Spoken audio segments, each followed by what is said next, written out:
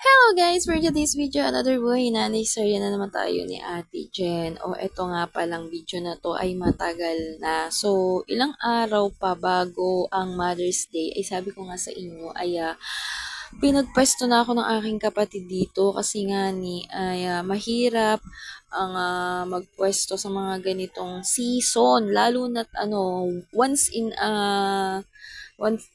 in a year lang ang ganito. Siyempre, Mother's Day, di ba? Isang araw lang siyang ipinagdiriwang. Ay, ayan, inaantok na ang nagbabays over. So, hindi, ayan na nga. So, every time na kapag ako ay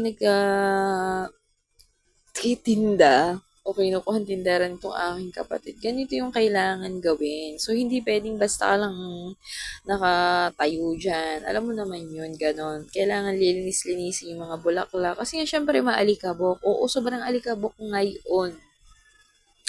So, ito ay noong May 10, 2026. Kasi nga, tumapat na nga. Dati na nagtatanong ako, kailan ba yung petsa or yung exact na petsa ng Mother's Day? So, wala pa lang yun, exact na petsa. Basta yun ay tumatapat ng second week ng second Sunday ng May, yun na yun. Yun na yung magiging Mother's Day. Oo, doon na ipagdiriwang yung Mother's Day, ha? Tatandaan nyo, pinagdiriwang ang Mother's Day ng second Sunday ng Monday. Ay, ng May. Ayan. So, alam mo ba na every time na ako ay magtitinda ng bulaklak, ang dami kong experience, ang daming mga hinaing ng mga magulang, na talaga ng mga, yung may magaganda, yung may mga hindi maganda, oo.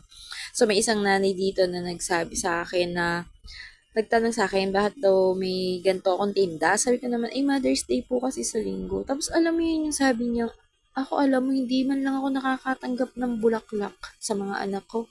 Na para bang ang sama-sama akong nanay. 'Di ba yung ganun? Tapos meron pang isa, sabi niya, Neng, anong meron? Bakit nagtitinda ka ng bulaklak? Sabi ko naman, ay Mother's Day po sa linggo. Ganun ba?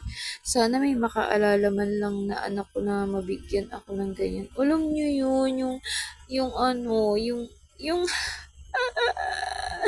yung tahimik lang yung mga nanay natin. Tapos nag-aantay lang sila na mabigyan ng kahit ano, basta galing sa atin. Oo.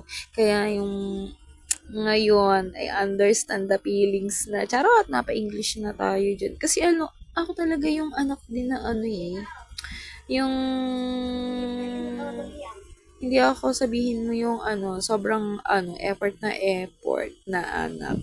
Sama kong anak babagay yan, ganyan. Charot! Hindi kasi kami pinalaki ng magulang namin na yung super, sa magulang ba, yung may mga, di ba yung iba, nakikiss pa, yung mga ganun. Kami, ewan ko, nahihiya kami sa magulang namin. Pero, deep inside, syempre, mahal natin mahal na mahal namin yung mga magulang namin, syempre. Sino ba namang anak yung hindi ganun, diba? Grabe naman, sobrang laki naman ng tiyan ko dyan. So, magpapapayat na nga ako. Ay, nako. So, ayan, thank you sa inyong mga panonood at sa ganitong mga gawain or talaga namang super nakakataba ng puso yung mga tumatangkilik. Oo. Meron pa nga mga sir na bumibili dyan sa akin. Tinatanong ako, ano kaya, maging masaya kaya yung asawa ko pag binigyan ko nito? Eh, syempre naman, sir, basta galing sa inyong puso, 'di ba?